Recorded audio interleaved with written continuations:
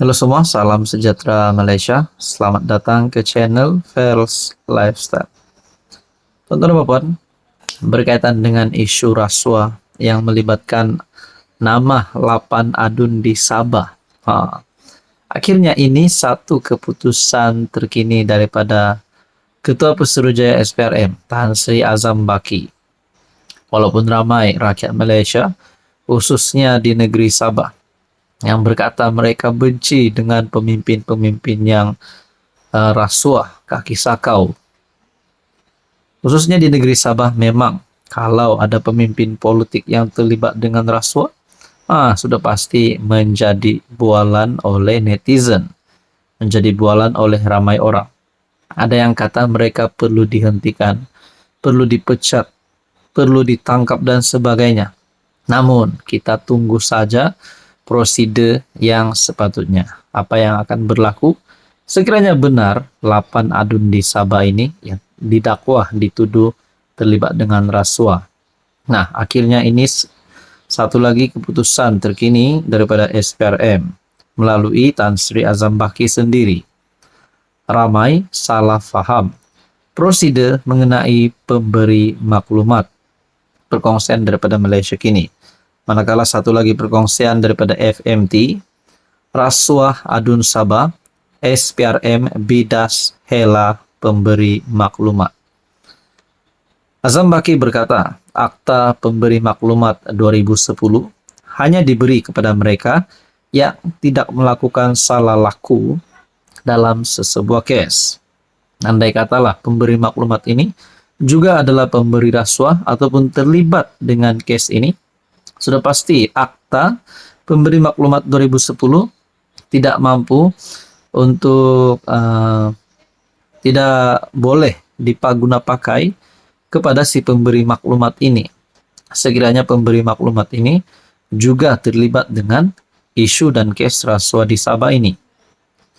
Sedangkan Ketua Pesuruhjaya SPRM Tan Sri Azam Baki sendiri berkata, Akta Pemberi Maklumat 2010 hanya diberi kepada mereka yang tidak melakukan salah laku dalam sesebuah kes. SPRM membidas helah individu mendakwah dirinya sebagai pemberi maklumat kepada dakwaan perbincangan antara seorang ahli perniagaan dan adun Sabah mengenai rasuah untuk lesen projek. Ketua Pesuruhjaya SPRM Azam Baki berkata, peguam individu terbabit ada bertemu SPRM pada 30 Oktober untuk memberi maklumat terbabit dan meminta perlindungan serta immunity di bawah Akta Pemberi Maklumat 2010 supaya anak guamnya tidak disiasat dan dituduh di mahkamah. Jelas Azam, namun agensi anti rasuah itu tidak boleh memberikan immunity terbabit sehingga kes dikemuka kepada pendakwa raya untuk keputusan. Nah, saudara-saudara, kalaulah si pemberi maklumat ini pun terlibat dengan isu dan kes rasuah di negeri Sabah ini, adakah beliau juga berisiko untuk ditangkap? Bukan saja beliau ditangkap, tetapi 8 adun yang tular di media sosial sekarang pun mungkin mereka juga berisiko untuk ditangkap sekiranya mereka bersalah. Teman-teman, apa komen Anda? Halo semua, salam sejahtera Malaysia. Selamat datang ke channel Fels Lifestyle. Terima kasih kerana terus setia dan bersama di dalam channel ini. Akhirnya, berkaitan dengan isu rasuah yang menyebut nama 8 adun, yang identitinya memang disahkan adun di Sabah. Akhirnya berkaitan dengan isu kes rasuah di Sabah ini yang menjadi perbualan ramai orang. Ini satu lagi komen terkini daripada Ketua Menteri Sabah Haji G. Noor. Walaupun sebelum ini ada yang berpandangan ini adalah untuk melemahkan kerajaan negeri JRS. Salah satu cara untuk menggulingkan Ketua Menteri Sabah agar pilihan raya negeri Sabah dapat diawalkan.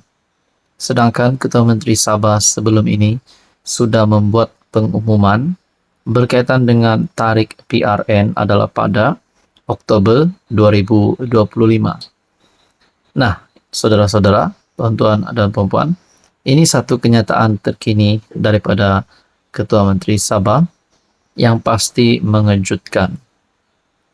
Video tular adun didakwa rasuah mungkin nak lemahkan kerajaan negeri.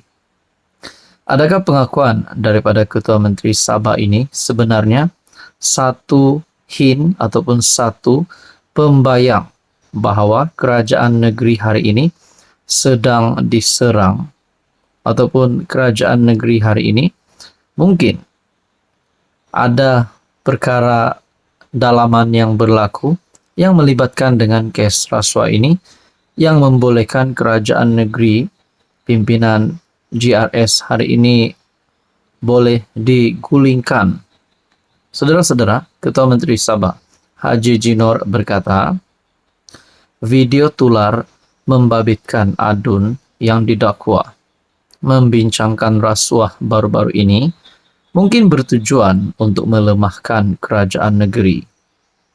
Haji Ji berkata, setakat ini dia masih belum menonton video terbabit, tetapi menyerahkan perkara itu untuk disiasat SPRM.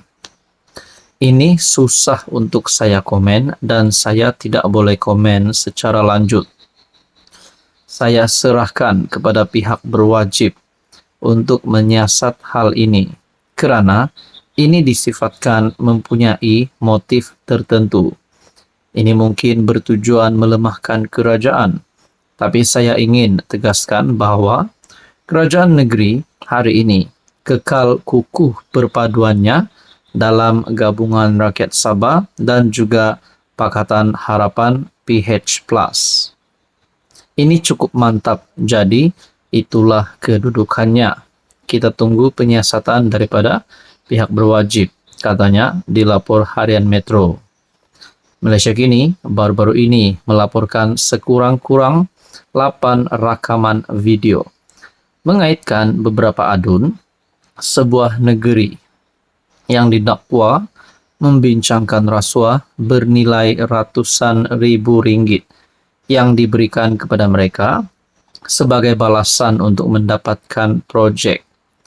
Pemberi maklumat yang merupakan seorang ahli perniagaan mendedahkan rakaman keempat yang menunjukkan pemimpin kanan negeri berkenaan tahu berkaitan dakwaan imbuhan terhadap wakil-wakil rakyatnya. Saudara-saudara yang amat saya hormati, ada dua sahaja persoalan yang utama di sini secara pandangan daripada saya.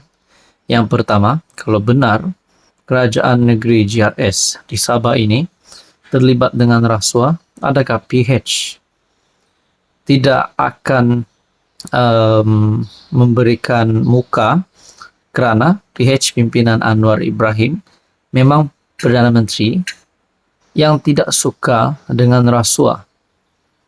Adakah PH akan memutuskan kerjasama dengan GRS? Itu yang pertama. Dan yang kedua, adakah 8 wakil rakyat ahli Dewan Undangan Negeri ini yang terlibat dengan isu rasuah ini, mereka memang mempunyai ataupun menyimpan ratusan ribu ringgit di kediaman mereka ataupun di mana-mana premis?